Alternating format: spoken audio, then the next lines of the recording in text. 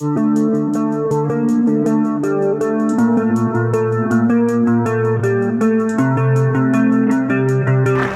Nation has played havoc on this event here today.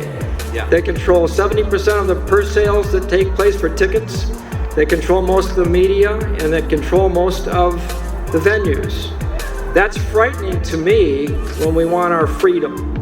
What do you suggest we can do here to stop this? Do we go to Congress? Do we say, hey, wake up? It's very frightening what took place on trying to change this venue or not have it at all. So, well, I agree with that, and I would just say, I mean, it's hard for me to comment on because it bears on me directly, but I would say I think this every day. Like, I think I'm the most moderate person I know. I'm not for revolution. I like this country. Again, I grew up here, and I just want to return to like 1987, the year I graduated high school. It was a great country. And it had problems or whatever, but if that's considered extremism, this is not 1887, this is 1987. It was the other day. And if you think that living in 1987 America is some sort of Nazi hellscape, then you're the freaking extremist as far as I'm concerned, okay? So for them to suggest that I'm some sort of extremist reveals their extremism, just to make an obvious point. But I would say it's not just the ticket sales or the venue company, it's virtually every big publicly held company too. It's JP Morgan. Just shut down people's accounts or given details of people's financial transactions to the feds without telling them when no crime occurred because they had unfashionable political opinions. You saw this after January 6th, turning over people's bank records and credit card statements to the feds. That's shocking to me.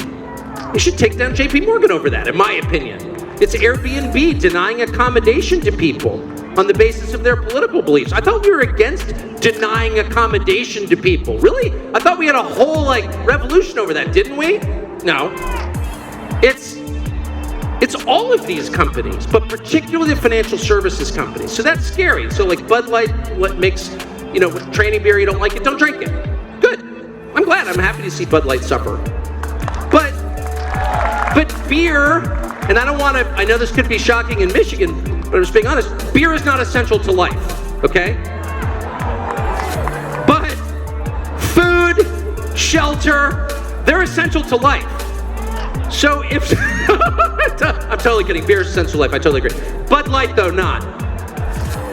But if you start tampering with the things that people really need or making access to them contingent on reading some dishonest left-wing script, which is what they're doing, then you're a totalitarian country at that point. And I don't understand, debanking somebody is fascism, flat out. And so I'm not really sure what you do. I mean, I'll just say this.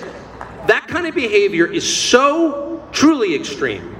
It's so intolerant and it's so intolerable that if they don't knock it off, you may have violence in our country. You can't keep behaving that way. And so in the interest of preventing some sort of violent national schism, because if people can't live in a country unless they pretend that men can become women, for example, which they can, because it's detectable at the DNA level, sorry to plunge into science class here, but if you have to tell lies that stupid in order to stay at an Airbnb or have an account at JP Morgan, then we're gonna have conflict in this country. So I would just hope that lawmakers would do something about it. Not simply to respond to conservatives who are being marginalized, but to keep us from civil war. Well, we gotta pull back from this stuff. Congress needs to say, I'm sorry, there are ways that we can hurt you, Airbnb or JP Morgan. In the case of JP Morgan, a lot of ways. And we will.